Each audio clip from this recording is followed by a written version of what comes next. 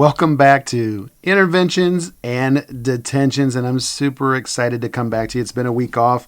It is the holidays, and I wanted to just spend some time with my family and friends and just give you guys time to enjoy that as well. We're going to come at you today with 2025 Year in Review, the wins, the wounds, and the work. I'm excited about this episode as we get ready to gear up for a new year. Happy New Year to everybody. If you're listening on a Friday morning, thanks for starting your day with me. If you're listening later, hey, that's okay too. There's probably a reason you saved this one. Like I said, today's episode is about what we've talked about this year and what we've lived this year, not only as school leaders, but school staff. It's not tactical. There's no checklist today. There's no framework. There's no 5 things to fix your school by Monday kind of vibe today. It's about reflection. And this is a reflection episode.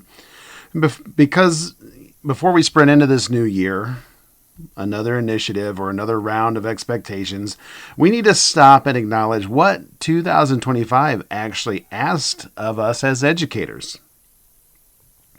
If you're driving right now, if you're walking the building early, or if you're just sitting alone after dismissal, this episode is for you.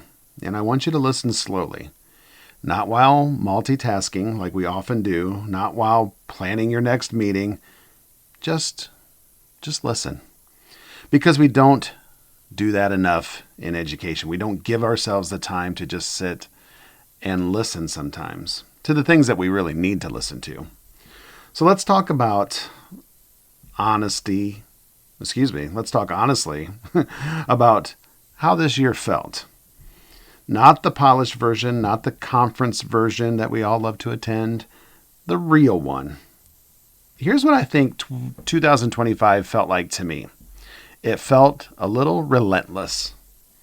And relentless is defined as showing unwavering determination and persistence in pursuing a goal, refusing to give up or slow down. Think about that for a minute. Despite the obstacles, the difficulty, or the opposition, often with intense focus and energy. Man, does that not sum up what we do as educators every single day? You guys are relentless. We are the relentless ones. And it's not because of one massive crisis that we're relentless, but because it never really lets up on a day-to-day basis. And that's one thing I think that's exciting about education and why we love being in the field that we're in, because every day's different, but it does present challenges because you don't know what the day is going to bring. You think you've got it all figured out and planned out, and then boom, somebody throws you a curveball, and that's where being relentless really makes us dig in. Every week there's a new concern. Mr. T's sending out a new email. Lots of those. Maybe there's a new parent issue or a new urgent priority that we've got to put into place. And most of the time, none of it's catastrophic. And during this year, it was just constant, I think. Think about how often you thought, I just need one normal week. Just one normal week, please. And it never came. Teachers were tired, not lazy. Teachers were not lazy. They were tired. Kids were often dysregulated. Not defiant, even though it comes off looking that way a lot. They were just dysregulated. And we as leaders were stretched. I like that word. We were just stretched. We weren't ineffective. We were just stretched to the imps of that degree. We were stretched. But the system itself treated all of it like an individual or even a school community had failed, I think, at some times. And for me, it was our school corporation and our school community's failure to pass a very much needed referendum. This is where, I felt stretched and maybe a little bit disheartened this year when that happened in the spring. And I think part of it was we all felt as a school community that it was probably going to pass more so than it wasn't going to pass. So I don't think we were ready when that vote came back the opposite of what we were expecting. And it really made us I don't know. We weren't really prepared for that, I don't think. I mean, we had talked about these are the things that are going to happen if the referendum doesn't pass, but I don't really felt like we dug into that deep, unfortunately. And, it just made things difficult this year. If we would have got the referendum to pass, we would have kept programming in place and programming growing for our students. It would have allowed for higher teacher compensation, which leads to teacher retention. It would have protected us from making, hard decisions and cuts, whether that be people or things. And it just really made for some tough times and some tough and immediate decisions that had huge impacts on how we were going to be doing school moving forward from that. It turned into doing more with less. I'm not a big fan of that saying, but we're there, and we were there right from the second day after the referendum failed, trying to figure what that looked like. Sometimes it meant doing more by taking on more. Some staff saw uncertainty and chose to leave, while others rolled up their sleeves and dug into the work. It caused that sense of feeling of relentlessness, I think. And yet, despite all the stress and being pulled in all different directions and pushed to the limits, our school still opened up every morning, and schools across the state and across the country opened up every morning. Buses ran, lessons happened, and lessons were taught. And that matters more than we give ourselves credit for, because, when we go through these things where it's challenging and maybe it doesn't work out the way we had thought it was going to work out, we don't give ourselves credit for just showing up and being relentless. And we have to do that. We have to encourage each other, and we have to show support when things get tough, and we just roll up our sleeves, dig in, and get the job done. Because at the end of the day, I always say, kids are still going to show up, whether we're ready for like the first day of school, the last day of school, coming back from Christmas break, whether we're ready or not, kids are going to show up. The buses are going to come, they're going to drop them off at our door, and we got to be there for them. So give yourselves credit for just showing up every day. For years, we've tried to solve problems around instructions. We're going to talk about some of the big themes from 2025. And I think instruction was a big theme that we talked about here on the show. There's always more programs. There's always more interventions. There's always more meetings. And that's one thing I try to limit in my building is the amount of meetings that we have. I feel like sometimes we can handle meetings through emails or just discussions, impromptu discussions versus a scheduled meeting. But I think 2025 exposed something, and we dug into this. I feel like in several episodes, it kind of sprinkled itself across many episodes. If Tier 1 instruction isn't strong, isn't genuine, isn't well planned, nothing else is going to work. And for those of you that maybe aren't school people, Tier 1 instruction is what every student is getting in the classroom on a daily basis. It's the base level, instruction. If this instruction isn't strong, engaging, your students are in trouble. Our students are in trouble. You can't intervention your way out of weak core instruction. Okay, let that sit there for a minute. You can't behavior chart your way out of student disengagement. I've always said you can't consequence a behavior out of a kid. There's other things that need to be done. There's other strategies that need to happen. A consequence is not going to fix the behavior. I'm fortunate enough in my building to have a very solid teaching staff. I hope they're listening because, one, I love you guys and you're an amazing group. I have strong grade level teams. They're collaborative. They work well together. Are they perfect? No. And I think they would all tell you that. They might not say that in front of each other, but I think they know each other well enough to say, no, we're not perfect. We're like any normal family. There's personalities, there's conflicts that come up day to day, week to week.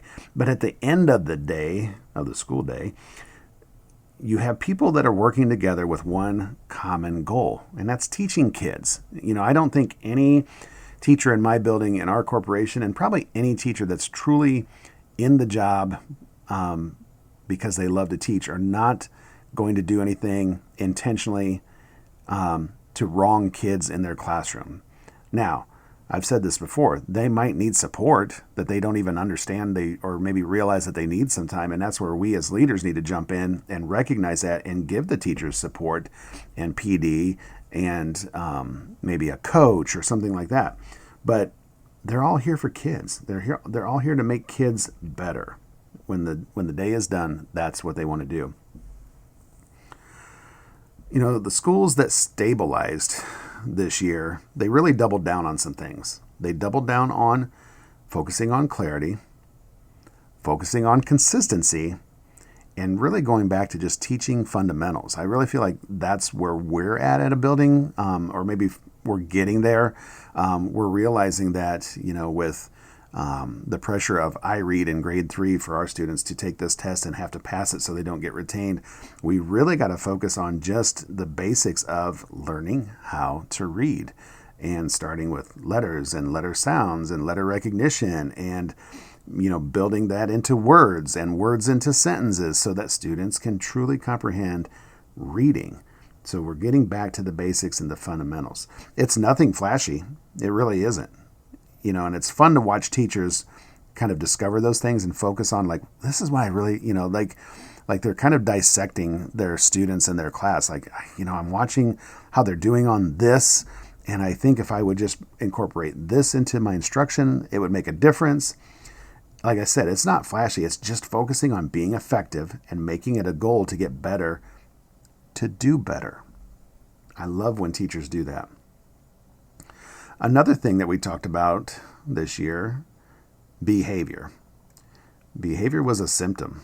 And I don't know, you know, I don't like blaming it on COVID. I think that's more than just COVID. COVID obviously didn't help, you know, and we're starting to see those kids coming into schools now, the COVID babies, if you want to call them that. You know, behavior was hard this year. Yeah, it's hard every year. And I think it looks different year to year. And like I said, you can't really blame it on one little thing.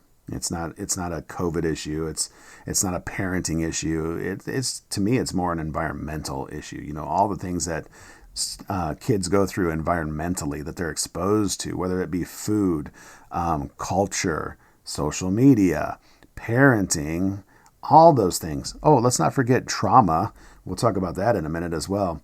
You know, behavior wasn't the disease, okay? Capacity was. Kids with emotional needs that schools weren't built to carry alone. Adults being asked to do more with less again. You know, we talked about that. Detention didn't fail. Suspensions didn't fail. Pretending behavior exists in isolation is what really failed. When we do that, it fails. You know, I think we as schools are still battling that whole concept of whether it's our job or not to deal with a student's emotional needs or the trauma that they've experienced. It is relatively new and relevant of a concept that schools are being forced to deal with, whether we like it or not, whether we want to or not. Social emotional health, dysregulation, trauma, adverse childhood experiences, those are all real things that some people in schools don't want to buy into or don't want to accept. Students bring this to us when they enter the building each day. And again, my own personal thoughts are we can't ignore it. We just can't.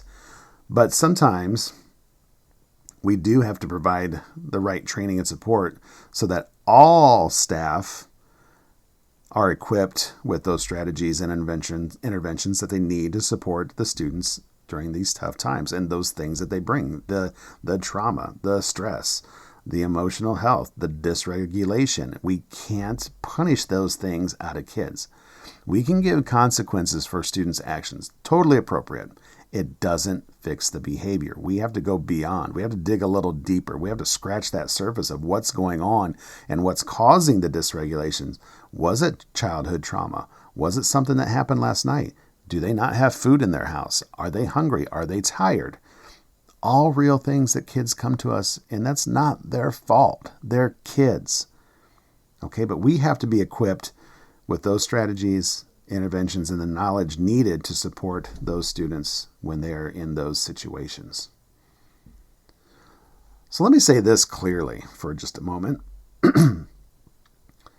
I think school leaders and I think all educators are exhausted at this point.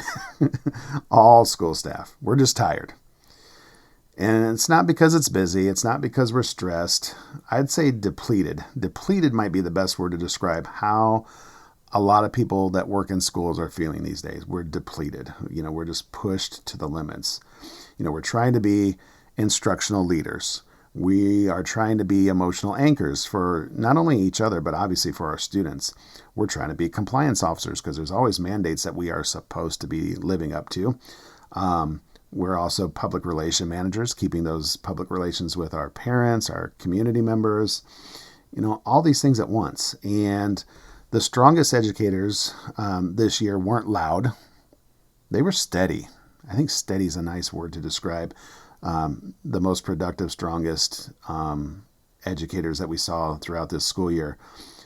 They used consistency over charisma. I mean, charisma is something that can get you far in a classroom, but consistency is going to get you further because kids thrive on that. They were there. Their presence was there over their performance. And again, performing in a classroom can make or break you sometimes too. But again, just being there and showing up for your kids is probably the best thing that you can do. They don't care if you can perform or not. They just want you there. So let's talk about wins for a minute because I feel like I've been a little bit of a Debbie Downer talking about all the tough stuff that educators go through. And it isn't just 2025. It's tough every year. I always wish I could get, outsiders like community members, legislators to come spend a day or two in our building and shadow our teachers and see how hard teaching is, how hard school is for the people that work there. Whether you're a custodian, secretary, cafeteria worker, it doesn't matter. You're all doing something to support our kids. And it's a hard job. And we don't do it for the recognition. We do it because we love kids and we love our job. And we don't get to talk about the wins very much. But let's talk about that for a minute. The things that no one really posts about on social media, the staff who stayed, the staff who adjusted, the staff who showed up tired, but still caring for kids every single day. Those are the wins that we see. Students who made quiet growth, not test score miracles, just progress, just improvement. That's a win. Quiet growth in a classroom looks like students developing deeper thinking, those self-regulation skills, and engagement through focused, purposeful, calm, intentional learning, seen in attentive observation, thoughtful responses, independent deep work, strong writing, and using quiet spaces to recharge rather than just silence for rule following or, fitting in. It's about cultivating emotional and intellectual maturity where students manage their energy and contribute meaningfully, even if quietly. Quiet growth. I love it. And let's not forget probably the team players that fly under the radar that really help us make wins every single day, the support staff, the people that held schools together in invisible ways, our secretaries, custodians, the paraprofessionals or instructional assistants, cafeteria staff, bus drivers, and I know I'm probably forgetting people, librarians, PE, art, music teachers, everybody, the people that are behind the scenes, not in the classroom in front of students every single day, but they're with students every day. They are the unsung heroes in our schools, and we can't thank them enough. Schools are not successful without your amazing efforts, support staff, every single day. We love what you do, and you are what make us have wins every single day.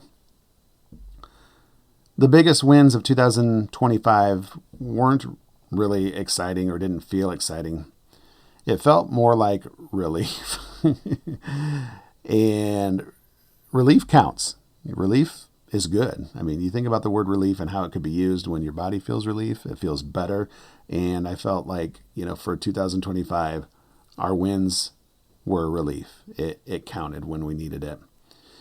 So before I move on into what this year has taught me as a leader, let's pause and reflect on what we actually talked about on interventions and detentions in 2025, because we are just over a year old now. The show started in December of 2024 with Kylie and I. It started as a two-person team, and then spring rolled around and summer got here, and Kylie decided to take a position in another school district, and we had talked about trying to keep the show going as the two of us, and it just wasn't going to work out.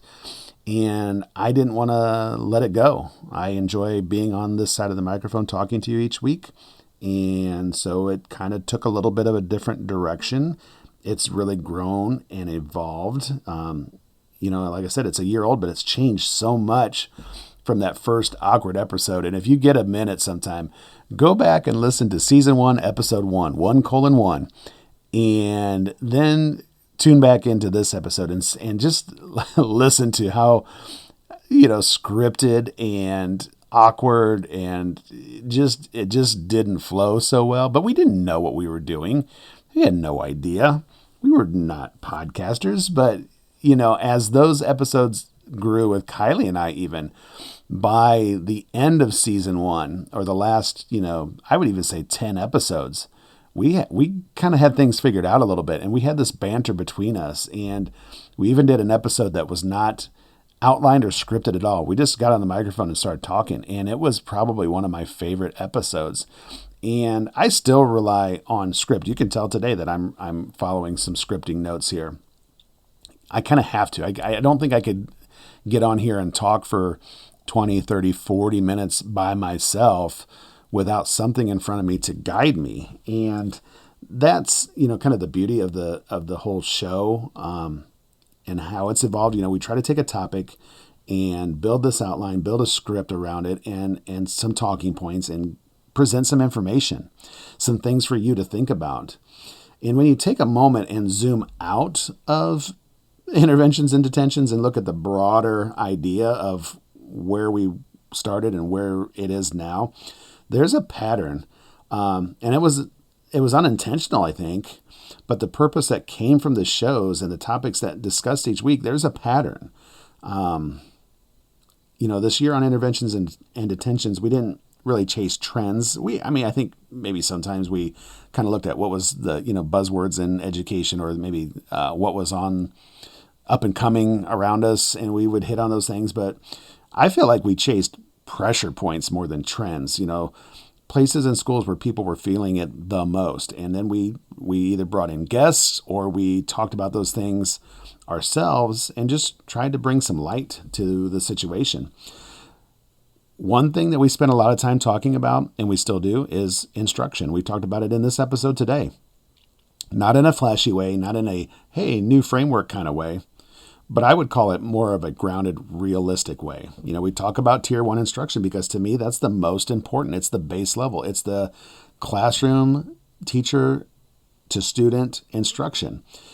And then we talked about small group support, and that's getting down into tier 2 instruction now. Students who need to be pulled back because they need a skill or need a little more support on something that they're not getting in that tier 1 environment. The reality that interventions don't work when the core is broken. That's the reality. We can't just throw interventions at kids because that's what we're supposed to do. There has to be a purpose behind it. And those interventions don't work when the core is broken. And by core, I mean tier 1 instruction. So, we talked a lot about how we can make tier 1 instruction more effective for all learners, more engaging, more purposeful. And, that's where it needs to start. We kept coming back to the same truth. If we want better outcomes for kids, we have to invest in what happens in the classroom every single day. That's it. That's bottom line. If we want better outcomes for kids, we want growth from our kids, we want learning from our kids, we have to make an investment in what happens in the classroom every single day. Whether that's me as an instructional leader being in those classrooms and supporting my teachers and kids, whether that's my teachers collaborating as grade levels and being, somewhat consistent and, what do I want to say? What's the word I'm looking for? teaching with fidelity, which I know that's a buzzword and I'm not always keen on it, but at the end of the day, if we're not all teaching the same thing to our students at the same time, where are we going as a grade level? So being, having some fidelity and having some consistency is important for our kids every single day. We talked about behavior, and not just student behavior. We talked about adult behavior too. I remember having an episode all about that. We talked about systems of behavior and leadership behavior. We talked about why punishment alone doesn't change outcomes. It doesn't change behaviors. Why detention is often a signal, not a solution. Luckily for me in my primary building, I don't use detention. I don't think that, at least like after school detention. Now, I will do like a restricted lunch detention where a student doesn't get to eat lunch in the lunchroom. He comes eats lunch in my office, and that way we can talk and get to the bottom of what is going on. Like I said, it's a signal. It's not a solution. We talk about why behavior conversations fall apart sometimes when we ignore the context of the behavior. I think sometimes we get so focused on, just reaming a kid because they were being bad, quote unquote, without really focusing on why, the why behind it. And I know I fail sometimes as a leader when I look at a kid and go, why did you do that? They don't know why they did it most of the time, especially my primary kids. Their brain isn't in that spot yet cognitively to tell me, oh, well, I did it because blah, blah, blah. They don't know. It's often just a trigger reaction sometimes. But we've got to build a little context behind what led up to the behavior, what the behavior was, and what happened after the behavior if we really want to try to fix it. Those are the conversations that we need to have and can't let fall apart when we're trying to figure out that context of what happened. When we're honest about how hard it is, it helps us get things right. Think about that for a minute. We also spent time on leadership, all right, especially instructional leadership, because it really is what I feel like my main job is. I mean, yes, I'm the leader of the building, but at the end of the day, our goal is for kids to learn, and they learn from our instruction. So I have to be that instructional leader. It's not about performative leadership. It's not about social media leadership, though that is part of the job. Sometimes you got to get out there and sell what you're doing in your building, but it's just about real leadership. And we talked about being visible without being reactive, trying to protect teacher time as much as we can, because that's important, and making decisions that won't be popular but are necessary. That's probably the toughest part of the job, because I'm a people pleaser. So, if one person isn't going to like this, but another person is, it puts me in quite the quandary because I want them both to be happy. And I'm learning that I can't make everybody happy. So I've got to just make sure that whatever my decision is, even though it's not going to be popular, it's going to be necessary, and it's going to be, at the end of the day, what's best for our kids, our building, and hopefully our staff too. We said out loud what a lot of leaders feel but don't always admit, that this job is heavier than people realize. And that's kind of a common theme. It's even come up in here today. The job is heavier than people realize. And I would love, like I said, for people to come in from outside and just see how heavy it is. And I'm not talking about Brad, the principal. I'm talking more about everybody else that's underneath me, my teachers, my support staff. Their job is so much harder than mine. They're the ones on the front line, and those are the jobs that I want people from outside to see, not mine. I could care less about, what they think I do every day. They've got their own concept about that. I don't think they have a concept about what teachers do, what support staff do every single day, and what that looks like every single day, and how heavy that is every single day. We also leaned into parent-school relationships, and that partnership, and how it can be a divide at times, and how it can cause tension at times, and how there is often misunderstanding on both sides. Very easy for us as the school to misunderstand something that's happening to a kid and to a parent outside of school, and vice versa. We talked about communication breakdowns that happen. We talked about trust erosion a little bit between parents and school, and why parents and schools often want the same thing but speak in different languages, which is really what happens with the breakdown itself. I feel like a lot of times we're all on the same page, but we're reading that page differently, if that makes sense. We have a different language sometimes that we speak. We talked about how clarity almost always beats perfection when it comes down to that parent relationship. And maybe most importantly, we just talked about people and what people need. Teachers who are exhausted but still committed, leaders that are trying to hold the line without burning out, and kids carrying more than they should have to in 2025. This podcast wasn't about having all the answers in 2025 by any means. If you're tuning in each week looking for Brad and the magic bean or the crystal ball with all the answers to what's going to happen, you're looking in the wrong place, people. This podcast, Interventions and Detentions, has grown into just naming things that are real and having genuine conversations with genuine people that are out there in the educational world. And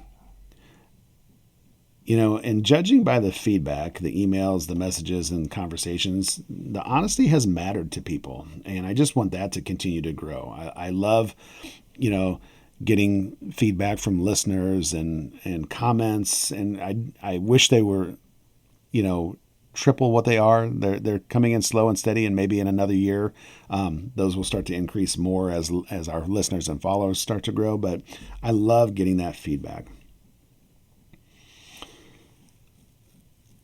2025, this year reshaped interventions and detentions, like I said. The episodes that hit the hardest probably weren't the most polished episodes. They were the most honest episodes. Listeners didn't want perfection. They wanted truth. They wanted someone to say, hey, this is hard, and you're not crazy for feeling that way. It's okay. And I hope that we've done that. It was, like I said, it was fun and exciting to get honest feedback and comments from followers and listeners as the show progressed and evolved each week. People liking and following social media posts and pages, people affirming the topics that were being shared, people reaching out to say, hey, I'd like to join you on the podcast to talk about this. It's been an amazing ride, and I can't wait to see what 2026 has in store for interventions and detentions. It should be fun. I'm excited. Still have a lot of good guests to get on here. I'll mention a couple real quick. Dave Nagel, you need to get on here soon. I know we keep going around and you're a busy guy, but we'll get you on here. Justine Gonzalez, her and I have been going back and forth, and we get close to getting something scheduled, then we get torn in two different directions. So, and I've got some other ideas for some surprise guests coming up. And it'll still be me solo every once in a while, but I love getting a guest on here because that's when some really good, honest conversations happen and evolve our podcast even better. I love that. So 2025, the year, taught me a lot, some of it the hard way and some of it the easy way, I guess. But I learned things like you can't carry everything. Having good systems in place matter more than speeches or even podcasts, I guess. And protecting the people that work with you every day matters more than what the optics do. Don't worry about the optics. We can't control what the optics look like. Leadership in 2025 wasn't about answers. It was about, staying grounded when the questions never stopped. Here's an example. There was a moment this year that really tested me as a leader. You're going to have these moments every year probably. It wasn't a huge crisis. It was no lockdown. It was no headline situation. It was just an email. Okay? Simple email. One of those emails that hits your inbox late in the day, capital letters, a lot of assumptions, and a tone that really kind of dares you to respond emotionally. Like, this parent writes this and they're just waiting for you to just jump back at them. So my first instinct was to fire back. Of course, you get agitated, irritated. You want to get down to that keyboard and start pounding out an email response back. You want to defend the school. You want to correct the narrative. You want to explain point by point why the situation wasn't as simple as they made it sound. And I could have done all that, but I didn't. Instead, I closed the email. Just closed it. I didn't respond that night. I didn't forward it. Didn't start drafting a response in my head for the next 2 hours. I just closed it. The next morning, I opened it and I reread it, not looking for what was wrong in the email, but for what the parent was actually afraid of or what the true concern was. So, you had to kind of just slow down and reread it, maybe even try to read between the lines, like, what are they really getting at here? Yeah, they're mad. Yeah, they're upset, but what is it? What is the concern? What is the concern? And buried under all that frustration was the concern. And the concern was for their child. Simple as that. It was a concern for their child. They're the parent. It's their child. They're concerned. So instead of reacting, I responded with steadiness. I acknowledged the emotion, clarified the facts peacefully and calmly. I invited a conversation, not a debate, because you're never going to win a debate with a parent. You don't want to win a debate with a parent. That's not what it's about. You want to have a conversation. You want to work together. The situation didn't magically disappear, like we would love for it to do, but it did de-escalate. That was a good thing. And more importantly, my staff didn't have to absorb my stress on top of theirs during this situation. And then that's when it kind of clicked for me. Leadership isn't about winning that moment. It's about stabilizing the system. It's about stabilizing the system and coming to some resolution and clarity. Whew. Big breath. Take a big breath with me. If you're listening and wondering how you made it through this year, just breathe. You did it. You did it because what you do matters. And don't ever let that idea and notion escape your brain. What you do matters. Even when it's invisible, definitely when it's exhausting. Education didn't survive 2025 because of initiatives or, new bold practices. It survived because of people like you and me, people on the front lines that are there doing the great things that we do every day for kids. Okay, simple as that. So again, take that breath that you didn't get to take all year and take the win. You did it. Good job. And when you're ready, step forward again. And then take another step and another step and another step, because those kids are showing up on Monday. They're coming back from Christmas break. Whether we're ready or not, here they come. Just take that step forward. Thanks again for being here this week. I hope you've enjoyed this kind of year in review. Not just a year in education, but a year in interventions and detentions. I'm looking forward to a new exciting year of 2026.